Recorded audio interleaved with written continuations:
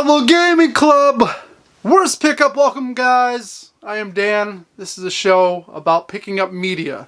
Different varieties of media. Today we have a special episode because it's all packages from you guys out there. And it's all music related. As you can tell, I have my Big D and the Kids Table t-shirt on. Because I got a package this week from the lead singer of Big D and the Kids Table, my friend Dave. And we have to talk about some other stuff about Big D and the Kids Table. But first, before we get to the package, I just want to tell you guys that I saw Big D and the Kids Table. If you aren't familiar with them, they are a ska punk band out of Boston, formed in, I don't know, mid-90s to late 90s when they were really coming together. I first saw them when I was in high school. They played a New England Ska Festival, and they went on early. They were the up-and-coming act. There was a bunch of big headliners on, everyone from Scatolites to Hepcat. But Big D and the Kids Table is the band that blew my mind that day. Really kind of set a template of what I was going to do later on. I saw this band, they're a massive band, full horn section.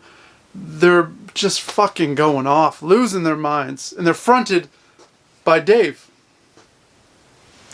And Dave it's like this hybrid. It's, I don't even know how to describe it's sang, but kind of hip-hop elements, all these different things, and just stage presence. I'll tell you what, just pure stage presence.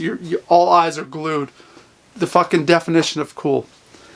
Anyways, I see this band. I buy their first album at the show, which was a split with their other band Drexel, and Shot by Lammy. And that album to this day is still in rotation because it's that good. So many hooks on it, so many gems. But I ended up getting a hold of them, talking to them after that show, and I was in high school. They came and played my hall show that I booked.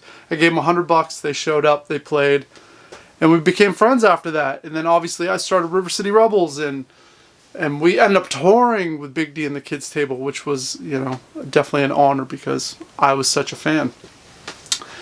So we have a package from Dave. We're going to open it right now.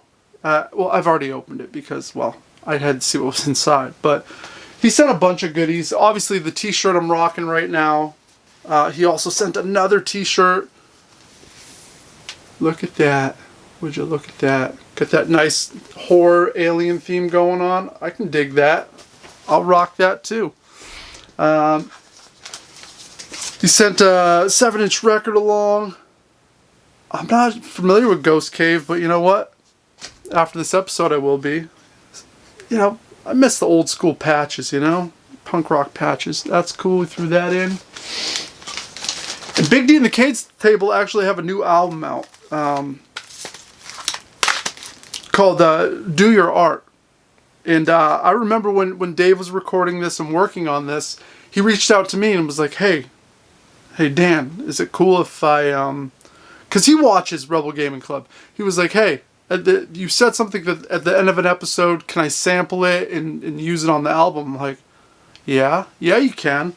So lo and behold, Do Your Art comes out, which is a masterful album, full of hits. What I like about Big D and the Kids Table, Dave doesn't go cheap on an album. He doesn't give you, like, you know, the basic 9-10 tracks. Like, he goes above and beyond always. It feels like these albums are just packed full of stuff. So I've sampled a few times and I'm digging it. There's some music videos out there as well. You can just search them, Google them. Anyways, I make an appearance on the end of the album on the last track of the outro called Danny and Nanny. So I mean, that's an honor right there. Are you kidding me? To be part of the history of Big D and the Kids Table in just a small sliver, I will take that. I really will. So yeah, I can't recommend it enough. If you like ska punk music, I mean, these guys are one of the last, you know, really doing it right and proper, which is, you know, that says something. You know, it's 20 plus years later, it's still at it. He also sent a copy of Drexel's album, which I have not heard this. Like I said, I had that first split album they did, so this is going to be fun. We got some super glue, which I'm not familiar with super glue, but I will be. He also sent along, it's cool, I guess, the stencils. Do your art, so you can, you throw it down, hit it with some spray paint. And also the old school kind of gig, poster that used to, you'd see, you're going on tour, you'd have to send these out to the clubs, and then they plaster it all over the place in the bathroom. And then I would show up with my band, and I'd rip it down off the wall, because I'm like, I'm a fan, I want this. So I didn't have to rip this off the wall, which is good, because Dave already sent it to me. So Dave, thank you so much.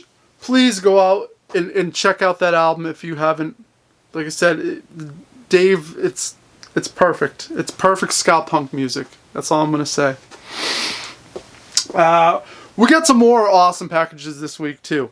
We got one forever ago for Black Friday from my buddy Sean Guitar. He had connections into Walmart, so he was able to find me an exclusive that was released there because all my Walmarts were sold out of this, or they didn't even carry it to begin with. He found it and shipped it right over. We got Ozzy's Diary of a Madman. You know what? Not my favorite Ozzy album, but of late I've been on a real kick.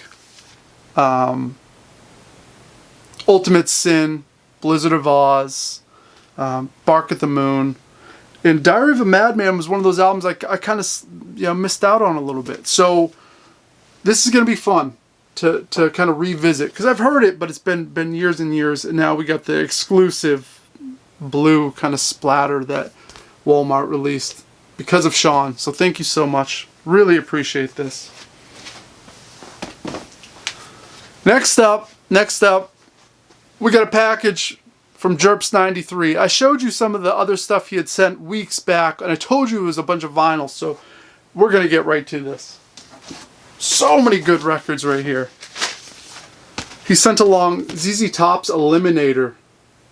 If you grew up in the 80s, guys, watching MTV, you know Eliminator. And I rocked this a couple weeks ago, and I was shocked at just how powerful this album still is.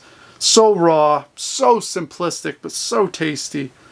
Hits on it, too. Give Me All Your Lovin', Got Me Under Pressure, Legs, Sharp Dressed Man. Come on now. So that was a good start right there. Go-Go's second record, I do believe. They called it Vacation because they were burnt out after the first album had all that success and they did all the touring. So they followed it up with this one. Solid album too. We got the B-52s.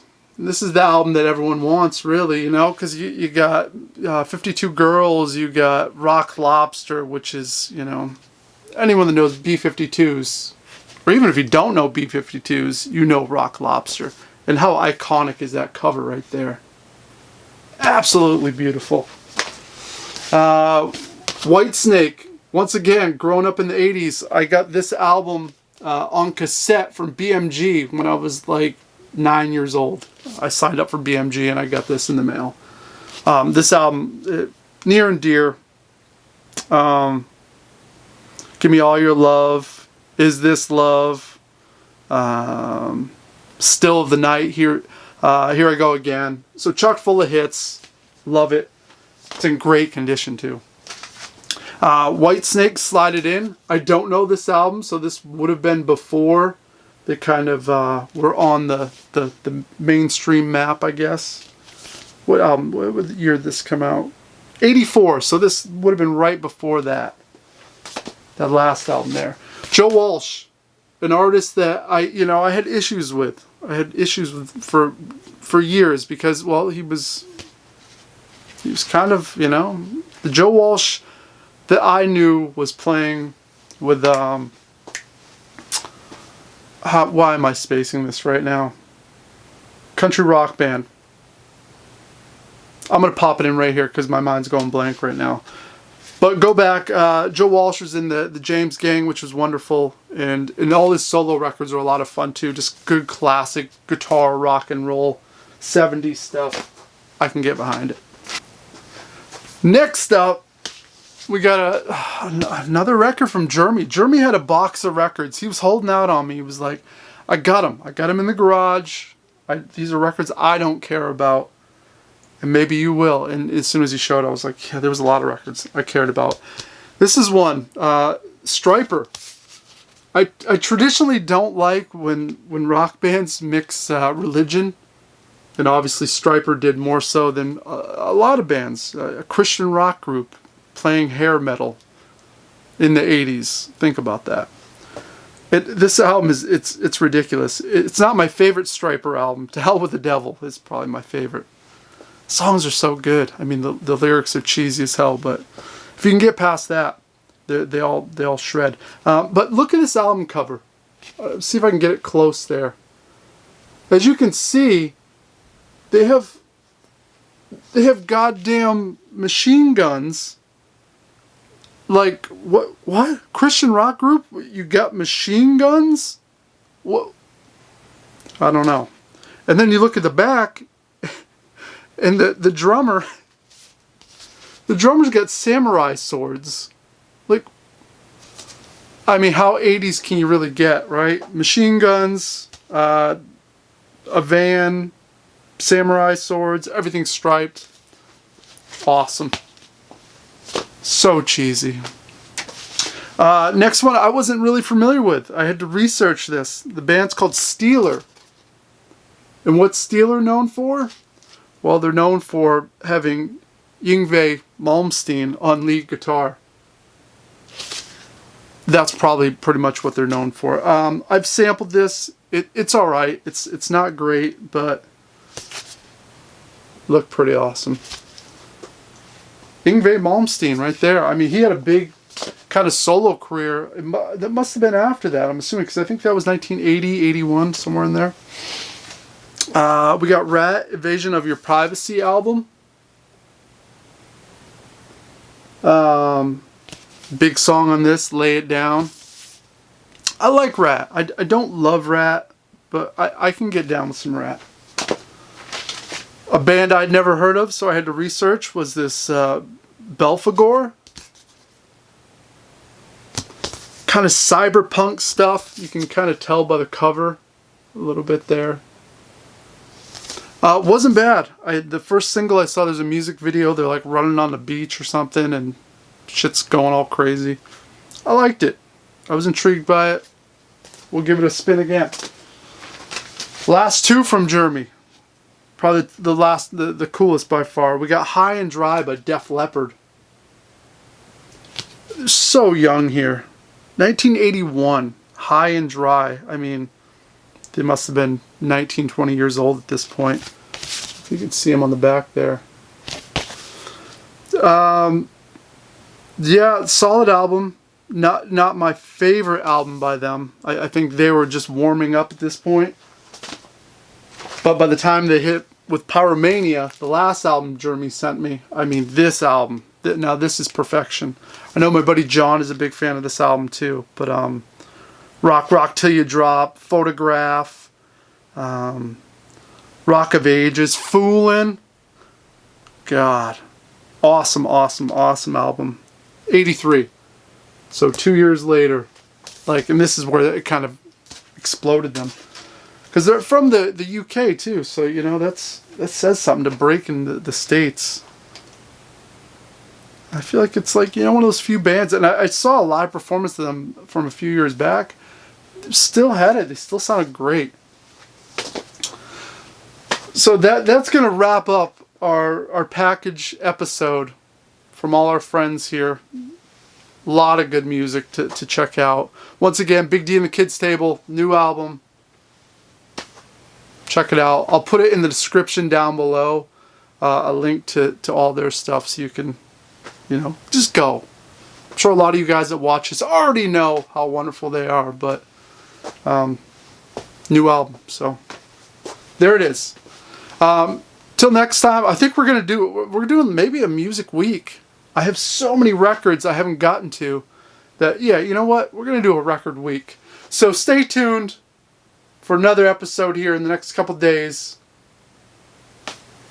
Till then, guys, do what you do, and toodaloo.